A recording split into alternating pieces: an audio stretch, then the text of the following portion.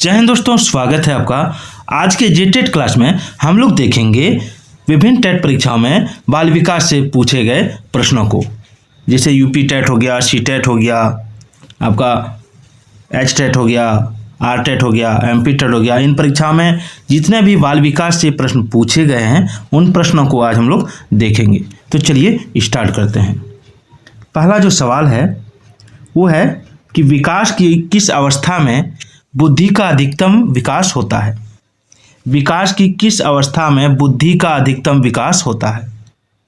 तो देखिए, शेषवा अवस्था में बुद्धि का अधिकतम विकास होता है। देखिए, यूपी टेट 2016 में पूछा गया है। ठीक है, यूपी टेट 2016 में पूछा गया है। अगला सवाल है कि शिशु का, ठीक है, शिशु का अधिकांश व्यवहार आधारित होता है, किस पर आधारित होता है? शिशु का अधिकांश व्यवहार किस पर आधारित होता है? तो देखिए, इसका आंसर होगा ध्यान पर। ठीक है, शिशु का अधिकांश व्यवहार ध्यान पर आधारित होता है। आगे देखिए, शारीरिक वृद्धि और विकास को क्या कहते हैं? यूपी टेट 2015 में पूछा गया है शारीरिक वृद्धि और विकास को। तो शारीरिक वृद्धि और विकास को अभिवृद्धि कहते हैं। अभिवृद्धि याद रखिएगा। चलिए, बहुत ही इंपॉर्टेंट टॉपिक है। अगला, शेषवा अवस्था के लिए उत्तम शिक्षण विधि कौन सी है? तो देखिए, मोंटेसरी विधि हो गया, खेल विधि हो गया, किंडरगार्टन विधि हो गया, यानी ये सभी हो गया। ठीक है, ऑप्शन डी इसका आंसर हो जाएगा। आगे है बाल विकास में क्या है? तो बाल विकास में प्रक्रिया पर बल है, वातावरण और अनुभव की भूमिका पर बल है, गर्भावस्था से किशोरावस्था तक का अध्ययन होता है, यानी इसका आंसर हो जाएगा ऑप्शन डी, उपयुक्त सभी पर। चलिए आगे देखते हैं। आगे है बाल विकास का अध्ययन क्षेत्र क्या है? तो बाल विकास की विभिन्न अवस्थाओं का अध्ययन, उसके बाद वातावरण का बाल विकास पर पड़ने वाले प्रभावों का अध्ययन, फिर व्यक्तिगत विभिन्नताओं का अध्ययन, यानी उपयुक्त सभी हो जाएगा इसका answer. Option D the right answer. आगे है संवेग शब्द का शाब्दिक अर्थ क्या है? तो देखिए, संवेग शब्द का शाब्दिक अर्थ होता है उत्तेजना या भावों में उथल पुथल। आप देख सकते हैं यूपी टेट 2014 फर्स्ट पेपर में पूछा गया सवाल है। विकास के किस काल को अत्यधिक दबाव और तनाव का काल कहा जाता है? तो इसका आंसर होगा किशोर अवस्था को। देखिए, पूर्वाग्राही किशोर किशोरी अपनी डैश के प्रति कठोर होंगे। किसके प्रति कठोर होंगे? तो अपनी समस्या के प्रति। आगे माँ बाप के साए से बाहर निकल अपने साथी बालकों की संगत को पसंद करना संबंधित है। किससे संबंधित है?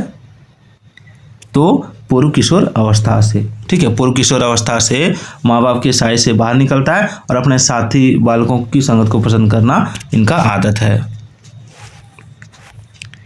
देखिए, सभी टेट में सिलेबस सेम है। यूपी टेट रहे, सी टेट रहे, जे टेट रहे, एच टेट रहे, सभी में सिलेबस सेम है और यही प्रश्न घुमा फिरा के, ठीक है, सभी परीक्षाओं में पूछा जाता है। चलिए, अगला है अभिवृत्ति संप्रत्यय है। तो संज्ञान परक, क्रिया परक, संवेगात्मक या उपयुक्त सभी। तो इसका आंसर होगा ऑप्शन डी। आगे देखिए, निम्नलिखित में से किस अवस्था में बच्चे अपने समवयस्क समूह के सक्रिय सदस्य हो जाते हैं? तो इसका आंसर होगा किशोर अवस्था में। तो सवाल कह रहा है कि निम्न कक्षा में शिक्षण की खेल विधि किस पर आधारित है? शारीरिक शिक्षा कार्यक्रम के सिद्धांत पर, शिक्षण की विधियों के सिद्धांत पर, या विकास एवं वृद्धि के मनोवैज्ञानिक सिद्धांत पर। तो देखिए, शिक्षण की खेल विधि जो आधारित है वो विकास एवं वृद्धि के मनोवैज्ञानिक सिद्धांत पर आधारित है, याद रखिएगा। चलिए, इसका आंसर हम लोग यहाँ देख लेंगे। चलिए आगे बढ़ते हैं। इसका आंसर वही सी नंबर ही होगा। आगे बच्चों के संज्ञानात्मक विकास को सबसे अच्छे तरीके से कहाँ परिभाषित किया जा सकता है? तो देखिए, इसका आंसर होगा विद्यालय एवं कक्षा में। ठीक है, प्राथमिक शिक्षण के लिए बाल मनोविज्ञान का ज्ञान आवश्यक है। क्योंकि यह बच्चों के व्यवहार को समझने में शिक्षक की सहायता करता है। ठीक है, याद रखिएगा। बचपन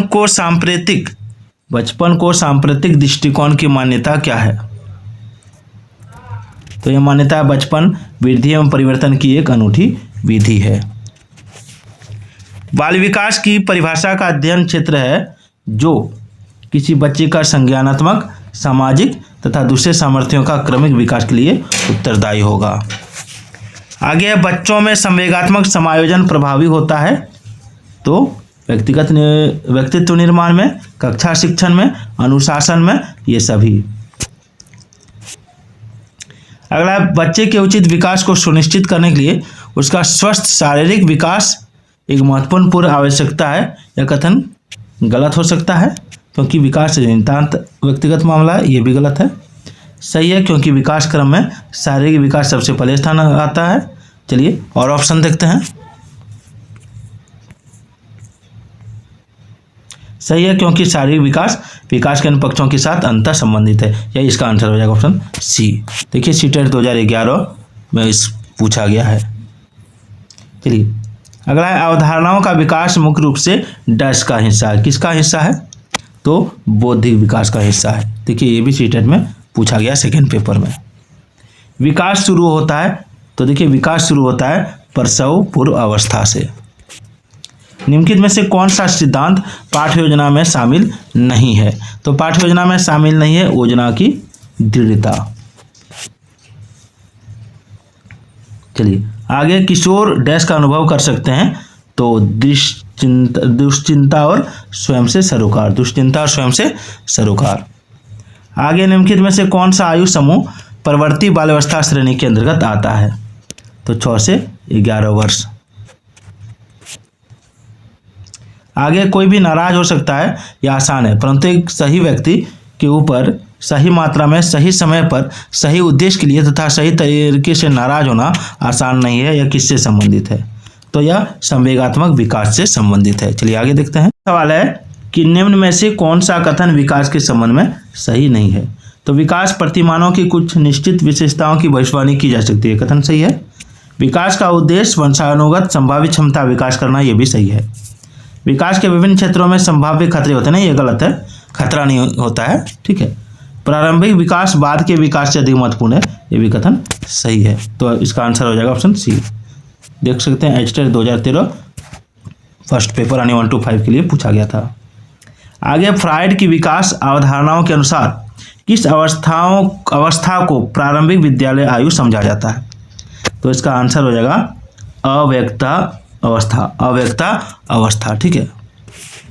चलिए, विकास की कौन सी अवस्था तनाव एवं तूफान की अवस्था कही जाती है? तो वही किशोर अवस्था हो जाएगा, बार बार परीक्षा में दोहराया जाता है। निम्नलिखित में से कौन सी परिस्थिति में बच्चे का संवेगात्मक एवं सामाजिक विकास अच्छे से होगा? तो देखिए इसका राइट आंसर हो जाएगा ऑप्शन डी, जब शिक्षक बच्चों को उनके बौद्धिक स्तर के अनुसार पढ़ाए। फर्स्ट पेपर में पूछे जाने वाला सवाल है ये। अगला, विकास के परिप्रेक्ष्य में समय के साथ होने वाले परिवर्तनों में निम्न में क्या शामिल है? तो इसका आंसर होगा रूप, दर, अनुक्रम, यानी इनमें से सभी। चलिए आगे देखते हैं। आगे सवाल खत्म हो गया, तीसरी सवाल था इसमें। तो कल का टॉपिक जो रहेगा वो रहेगा बाल विकास के सिद्धांत, ठीक है। बाल विकास के सिद्धांत को हम लोग चैप्टर वाइज एक एक लाइन को पढ़ेंगे। तो चलिए फिर मिलते हैं।